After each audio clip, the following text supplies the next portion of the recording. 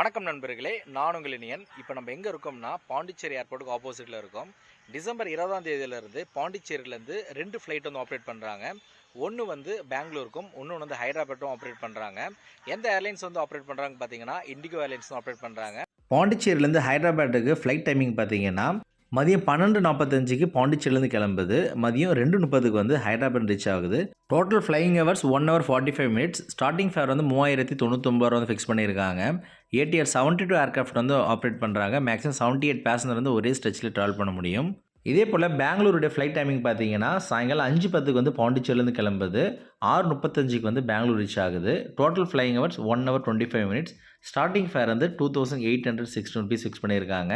இந்த ரூட்டிங்குமே வந்து ஏடிஆர் 72 ஏர்க்ராஃப்ட் தான் ஆப்ரேட் பண்ணுறாங்க. மேக்ஸிமம் 78 பேசஞ்சர் வந்து ட்ராவல் பண்ணலாம்.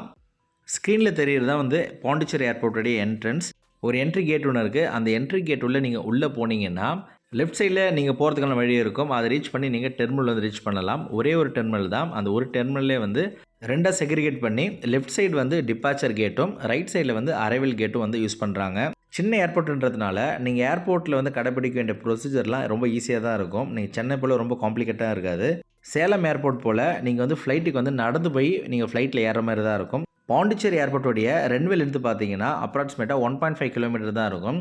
இந்த ரன்வேல வந்து அதிகபட்சமாக ஏடிஆர் 72 ஏர்க்ராஃப்ட்டோ இல்லை வந்து பொம்பார்டியர் ஏர்க்ராஃப்ட் மட்டும் தான் ஆப்ரேட் பண்ண முடியும். அதாவது சின்ன மாடல் ஏர்க்ராஃப்ட் 78 பேசஞ்சர் கெப்பாசிட்டி இருக்கிற ஏர்க்ராஃப்ட் தான் வந்து ஆப்ரேட் பண்ண முடியும். பாண்டிச்சேரியில் ஏர்போர்ட் இருக்குது, ஆனால் அடிக்கடி வந்து ஓப்பன் பண்ணுவாங்க, க்ளோஸ் பண்ணுவாங்க, இது போல் இருக்குது.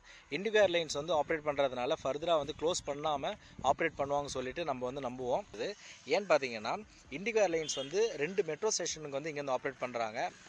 பெங்களூருக்கும் ஹைதராபாத்துக்கும் இந்த 2 ஸ்டேஷன்லேருந்து உங்களுக்கு வந்து கனெக்டிங் வந்து கொடுக்க முடியும். டொமஸ்டிக் கனெக்டிங்காக இருந்தாலும் சரி, இன்டர்நேஷ்னல் கனெக்டிங்காக இருந்தாலும் சரி, 2 மெட்ரோ ஸ்டேஷன்லேருந்து உங்களுக்காக கொடுக்க முடியும். அதனால் கண்டிப்பாக வந்து இனி வந்து பாண்டிச்சேரியில் வந்து ஏர்போர்ட் வந்து க்ளோஸ் பண்ணாமல் ஃபுல்லாக வந்து ரன் ஆகும் சொல்லிட்டு நம்பப்படுது. ஏர்போர்ட்டில் இருக்கிற ஃபெசிலிட்டிஸ் என்னென்னு பார்த்தீங்கன்னா உங்களுக்கு வந்து பஸ் ஸ்டாப் வந்து ஆப்போசிட்டில் இருக்குது. நான் காட்டுறாருங்க. அதுக்கு ஆப்போசிட்டில் நீங்கள் அது வரைக்கும் நடந்து போயிட்டு தான் வரணும். அங்கே தான் பஸ் ஸ்டாப் இருக்குது. அங்கேருந்து நடந்து வரலாம். ஆட்டோ ஃபெசிலிட்டிஸ் வந்து உங்களுக்கு வந்து ப்ரொவைட் பண்ணுவாங்க.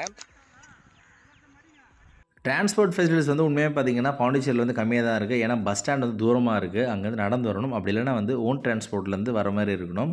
பஸ் ஃபெசிலிட்டி பார்த்தீங்கன்னா பஸ் ஸ்டாப் வந்து ஏர்போர்ட்டுக்கு என்ட்ரன்ஸில் வந்து நிற்குமான்னு தெரியல. எனக்கு தெரிஞ்சு வந்து அந்த லாஸ்பேட்டையில் காலேஜில் முன்னாடி நிற்கும். அங்கேருந்து ஆட்டோ மூலியமாக வந்து நீங்கள் ஏர்போர்ட் ரீச் ஆகிற மாதிரி இருக்கும். அடுத்தது நான் இந்த வீடியோவில் சொன்ன ஃபேர் டீட்டெயில்ஸ் பார்த்தீங்கன்னா ஸ்டார்டிங் ஃபேர் தான். இது வந்து நீங்கள் சூஸ் பண்ணுற டேட்டை பொறுத்து உங்களுக்கு வந்து இன்க்ரீஸ் ஆகிறதுக்கு நிறைய சான்சஸ் இருக்குது.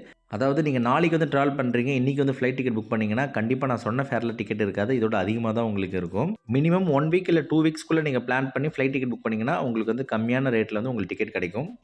இது வரைக்கும் பாண்டிச்சேரியிலேருந்து எந்த ஃப்ளைட் வந்து ஆப்ரேட் பண்ணுறாங்க டீட்டெயில்ஸ் பார்த்தாச்சு. இப்போ வந்து பாண்டிச்சேரிக்கு என்னென்ன ஃப்ளைட் வந்து ஆப்ரேட் பண்ணுறாங்கன்னு பார்ப்போம்.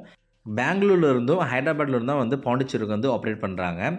காலையில் 11:10க்கு பெங்களூருக்கு கிளம்பி மதியம் 12:25க்கு பாண்டிச்சேரி வருது. ஸ்டார்டிங் ஃபேர் வந்து 3300. இதே போல் ஹைதராபாத் ஃப்ளைட் வந்து மதியம் 3:05க்கு வந்து ஹைதராபாத்லேருந்து கிளம்புது. பாண்டிச்சேரிக்கு 4:50க்கு வந்து ரீச் ஆகுது. ஸ்டார்டிங் ஃபேர் வந்து 4691 வந்து ஃபிக்ஸ் பண்ணியிருக்காங்க. பாண்டிச்சேரி ஏர்போர்ட் பொறுத்த வரைக்கும் உங்களுக்கு சிட்டிக்குள்ளே இருக்கிறதுனால எல்லா லொக்கேஷனும் வந்து ரொம்ப நியர்பை. அதாவது 3லேருந்து 4 கிலோமீட்டருக்குள்ளே முக்கியமான எல்லாமே ரீச் பண்ணிடலாம். உதாரணமாக நீங்கள் ஏர்போர்ட்லேருந்து பீச்சுக்கு பார்த்தீங்கன்னா மொத்தமே 3 கிலோமீட்டர் தான். அதே போல் பாண்டிச்சேரியில் இருக்கிற டூரிஸ்ட் ஸ்பாட் எல்லாமே நீங்கள் கவர் பண்ணணும்னா அதிகபட்சம் 10 கிலோமீட்டர் ட்ராவல் பண்ணால் போதும். உதாரணமாக ஏர்போர்ட்டில் இருந்து ஆரோவில் போனால் மேக்ஸிமம் 8 கிலோமீட்டர் வந்து ட்ராவல் பண்ணால் போதும். நான் கொடுத்த இன்ஃபர்மேஷன் கண்டிப்பாக உங்களுக்கு யூஸ்ஃபுல்லாக இருக்கும் நான் நம்புகிறேன். உங்களோட ஃப்ரெண்ட்ஸ் அண்ட் ஃபேமிலி யாராவது பாண்டிச்சேரியில் இருந்தாங்கன்னா அவங்களுக்கு வந்து ஷேர் பண்ணுங்கள். கண்டிப்பாக அவங்களுக்கும் பயனுள்ளதாக இருக்கட்டும். உங்களுக்கு ஃப்ளைட் ட்ராவல் பற்றி வேறு ஏதாவது டவுட்டாக இருந்தாலும் கமெண்ட் செக்ஷனில் கமெண்ட் பண்ணுங்கள். கண்டிப்பாக உங்களை ரிப்ளை பண்ணுவேன். மேலும் ஃப்ளைட் ட்ராவல் சம்மந்தமான எந்த ஒரு வீடியோக்கும் நம்ம சேனலில் மறக்காமல் சப்ஸ்கிரைப் பண்ணிடுங்க. நன்றி, வணக்கம்.